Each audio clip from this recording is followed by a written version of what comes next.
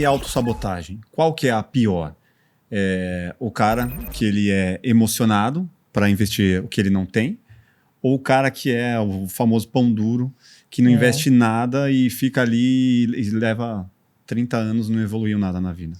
Os dois extremos são ruins, né? Todos os extremos são bem ruins. Mas a questão da autossabotagem, a gente também fala bastante no livro, porque aquilo que você acredita, né, as suas crenças, é o que vão originar os seus pensamentos. Uhum. Então, você nunca vai pensar em algo que você não crê, né? Se você não crê que vai chover, você sai de casa sem guarda-chuva e de moto. É a falta do conhecimento, né?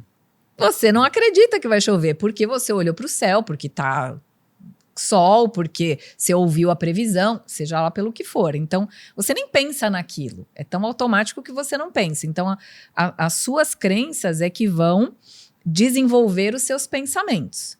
Os seus pensamentos é que vão dar origem às suas emoções. Você também não sente o que você não pensa, né? E as suas emoções vão se transformar em ações, né? Se você está muito nervoso, um dia que você está extremamente nervoso, por causa de qualquer outra coisa, alguém te dá uma fechada no trânsito, você pode ser o cara mais calmo do mundo, porque você já está nervoso, porque aquela emoção já está ali mais acentuada, você vai xingar o cara, você vai fazer coisas que depois você vai dizer, meu Deus, Não precisava. Quem sou eu, né? Como assim? Nem me reconheci. Então, as emoções, elas podem explodir em emoções. Aliás, as emoções podem explodir em ações que às vezes a gente até não se reconhece, né? Mas isso veio de um pensamento e isso veio de uma crença. Muitas vezes uma crença limitante, né? Exatamente. Então, por exemplo, as pessoas dizem assim... eu não acredito mais que dinheiro não traz felicidade. Antigamente, né, os nossos pais, os nossos avós, eles tinham isso na ponta da língua. Eles diziam, não, dinheiro não traz felicidade e tal, né? Hoje as pessoas já falam, não, dinheiro traz sim, traz felicidade sim. Porém, no fundo, elas ainda acreditam que o dinheiro, de alguma maneira, vai trazer alguma coisa ruim para elas. Isso você vê, principalmente assim, nas redes sociais... nas entrelinhas do que as pessoas falam. Então, eu me lembro bem de um caso de uma atriz que fez muita campanha publicitária quando estava grávida. Ficou grávida, então todo mundo soube que ela estava grávida, e ela fez muita campanha, né, de gestante, produtos e não sei o quê, e todo mundo naquela expectativa do nascimento da criança. E quando a criança nasceu, meio que não se falou mais nada. Então você veio ali meses e meses, né, esperando para ver a carinha do bebê e aquela monte de coisa, e na época as revistas falando muita coisa, etc. As redes sociais ali estavam começando e de repente não se falou mais nada. Por quê? Mais adiante descobriu-se que a criança nasceu com um problema intelectual, com uma doença, com uma síndrome, não me lembro agora o nome. E aí você via as pessoas comentando assim, tá vendo? Não se pode ter tudo na vida. Putz. Da onde vem um comentário desse? Né? E pessoas que falavam mais abertamente. Tipo, né? o dinheiro amaldiçoado. Quer fama, quer ser bonita, quer ganhar dinheiro, quer tudo, ninguém pode ter tudo, não é assim. Mas esse então, é o discurso meio que claro e típico de quem não tem dinheiro, né?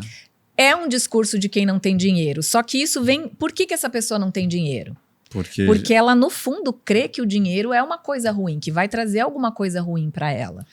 Mas também a pessoa crê que é muito difícil. Dinheiro é difícil, né? Dinheiro não é para mim. Tipo, meus pais não tiveram. Puta, eu também não vou conseguir. Então, tem uma série de coisas que, no fundo, a pessoa crê. Então, se ela crê, ela vai desenvolver pensamentos em cima da crença que ela tem. E, às vezes, a gente pega essas crenças pelas coisas que as pessoas comentam. Uhum. Então, vamos supor, eu faço muita palestra para empreendedoras, para mulheres empreendedoras, para empreendedores também, mas como meu público é mais feminino, mais as mulheres. Então, é muito comum no meio das mulheres empreendedoras, principalmente as que estão começando, que elas digam assim, eu queria umas dicas tuas aí, como é que eu faço com o meu negócio, mas assim, tô abrindo um negocinho para eu comprar minhas coisinhas, não quero ficar rica. Não tô abrindo para ficar rica, nem nada disso. É assim, para eu dar umas coisinhas melhores assim pro meu filho, sabe? Para eu não depender de ninguém. Então é tudo muito pequenininho. Né? E assim, justificando. Uhum. E eu digo, por que você tá justificando para mim que você não quer ficar rica? Você não quer ficar rica? Por que você não quer ficar rica? Não preciso ficar rica. Eu não tô abrindo um negócio para explorar ninguém. Eu digo, então você acredita que ter um negócio e ter lucro é explorar alguém. Uhum.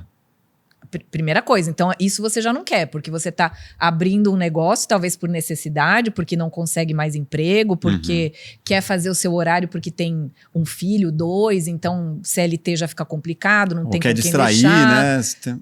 Enfim. Então, ela foi empreender por alguma necessidade.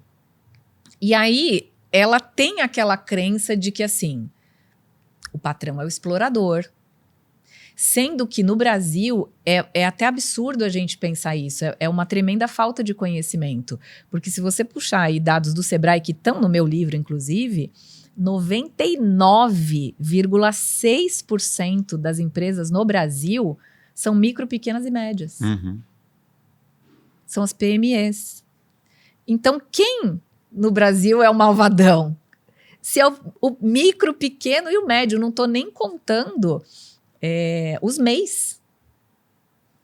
Então, o empresariado brasileiro não é aquele que tem uma SA, que tem uma tremenda empresa enorme. Essas são as que a gente conhece. Elas respondem por boa parte dos empregos, sim. Mas as PMEs respondem por 52%, se não me engano, dos empregos no Brasil. Então, mais da metade das pessoas não trabalham para o grandão explorador, né? O empresário malvadão. Entendeu? Mas é assim, é uma cultura que foi imposta pelo Estado, porque é o Estado que leva o nosso dinheiro. Nós trabalhamos 5 meses no ano para pagar imposto. Então, quem leva o nosso dinheiro não é o empresário malvadão. Porque o empresário, que também está no meu livro, o empresário, para pagar ali um salário de 2.000 e poucos reais, eu tenho esse cálculo no livro, ele gasta 5 e pouco. Ele gasta 5 e pouco para um salário bruto que não chega a 3, para o funcionário receber 2, pouquinho. Quem ficou com toda essa fatia? Foi o Estado. Mas para que as pessoas não se voltem contra o Estado, o que o próprio Estado colocou? É o empresário que é malvadão, é o empresário que quer lucrar, é o empresário que vai lá e explora o trabalhador. Quando o empresariado brasileiro é aquele que muitos estão vendendo almoço para comprar o jantar, esquece o café da manhã, está nas dívidas, né? Muitas vezes fazendo isso aqui para pagar ali os funcionários, às vezes ficando sem nada. Não vai faltar com ninguém. Está endividado, né? E tá levando a fama de que é o malvadão, de que é o cara que lucra e não sei o quê. Então, isso se reflete quando essa mulher chega em mim e fala assim, não, olha, eu me lembro de uma que falou assim, quando eu me lembro, ela fez exatamente assim, quando eu tiver a minha empresa, eu vou dar 1 ano de licença maternidade para as minhas funcionárias. Vai. E eu falei, filha, volta os bracinhos, vamos fazer continha agora. Por que você acha que isso não acontece? Porque o empresário é malvadão? Ela, não, mas aí quando eu tiver a minha empresa não vai ser assim. Eu falei, filha, a conta não fecha. A conta não fecha. Então não é à toa. Mas entre o emocionado, que veio de uma família rica, e que tem ali as crenças dele de que, não, você é capaz, vai lá e faz mesmo. E muitas vezes, às vezes, né, se dá mal. O herdeiro. O herdeiro. Que gasta o que não pode. Ensinar a ganhar dinheiro que ele recebeu de herança. Exato. Comparado com um cara que vem de origem humilde e que teve essa crença de que, não, não é pra você, não vai. O que é o pior? Existe pior nessas duas situações? Olha, eu não sei te dizer pior ou melhor. O que eu te diria é que, assim, quando a pessoa não tem a visão, o autoconhecimento, né, a visão de si próprio, ela vai errar o caminho, que é o exemplo do Waze. Se o Waze não, por algum motivo, não entender onde você tá, ele vai ficar rodando e não vai te mandar para lugar nenhum. Ele não sabe onde você tá. né? Só sabe onde você quer ir, mas a partir de que ponto? Então, se o herdeiro está completamente deslocado no mundo, né? Achando que todo mundo tem o que ele tem. Ele vai seguir a fórmula do que o pai né? teve Ou sucesso que ele lá atrás. sabe uma coisa que ele não viveu. Não estou dizendo que o herdeiro é um descabeçado, nada disso. Não. Tem muita gente que foi, inclusive, criado desde pequeno para administrar aquela fortuna que seria naturalmente dele. Sim. Né? Ainda mais no Brasil, que você não deserda 100% um filho, né? Então, o sujeito aprendeu ali como é que ele faz para não dilapidar aquele patrimônio, etc e tal. Então, se ele sabe ali onde ele está, minha condição é essa. Qual é o trabalho que eu tenho que fazer? Né? Como diz o Mário Sérgio Cortella, qual é a minha obra? O que eu tenho que fazer? Se ele sabe qual é a obra dele, onde ele está, o que ele precisa fazer, ok. Ao mesmo tempo que aquele que nasceu numa família muito pobre, que o pai ensinou a pensar pequeno até para poupar o filho, porque um pai que chega e fala para o filho, isso aqui não é para você, olha, é melhor um passarinho na mão do que 2 voando. Ele não fala isso por mal, ele fala porque ele vai dizer, ele vai quebrar a cara, isso aí não é, porque o pai acredita naquilo, que aquilo não é para eles, né, que eles sempre viveram daquele jeito. O pai também acredita que de repente o patrão é o enrolão, lá é o malvadão, né, o explorador. Então as crenças que ele tem, ele vai passar para o filho dele, não por mal, mas naquele sentido de poupar o filho, né? Não vai por aí que você vai se dar mal. Ah, o meu filho tá querendo ali uma bolsa de estudos naquela escola bacana, mas eu não quero que ele vá para aquela escola bacana, porque ele vai ser o único pobre ali naquele meio. Aí é o ego dele, né? Falando. Aí pode ser que seja o ego do pai, pode ser que ele queira poupar o filho, também. Porque o filho vai, sei lá, sofrer bullying. Pode acontecer, como pode não acontecer, né? A gente não sabe, mas no fim acaba tirando daquele filho uma oportunidade por um medo que não é do filho, por um medo que é do pai. Mas que o filho, de ouvir aquilo desde pequeno, ele acaba entendendo que a vida é daquele jeito. Então, se ele olhar para si e falar, vem cá, esse medo não é meu, né? Eu não quero repetir a vida dos meus pais. Eu não quero passar o que eles passaram. E se eu fizer exatamente a mesma coisa que eles fizeram, o que vai ser de diferente? Não é possível, né? Eu fazer igual e querer um resultado diferente. Então, quando essa pessoa se situa e fala, não, eu vou fazer, eu posso fazer, vai ser mais difícil para ela? Vai. Vai ser mais fácil lá, de repente, para o herdeiro que tem conselheiros, Sim. né? Vai ser mais fácil.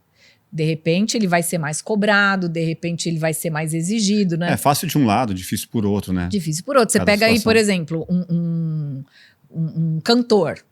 Se o filho de um super cantor decide cantar, primeira coisa vai ser comparado com o pai. Não tem como. Já vai falar, ih, esse aí, ó, coitado. Não chega nem nos pés. Então, se fosse com outro, já ia dizer, nossa, olha que bacana. Então, para todos os lados, né, você tem alguns descontos e tem algumas cobranças.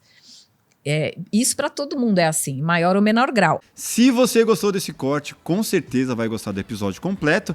Vá aqui na descrição, pegue o link e saiba muito mais sobre economia emocional com Patrícia Lages. Entenda como não deixar que as suas emoções prejudiquem o seu futuro financeiro. Se inscreva no nosso canal, deixe seu like e até o próximo Plugado Podcast. Valeu!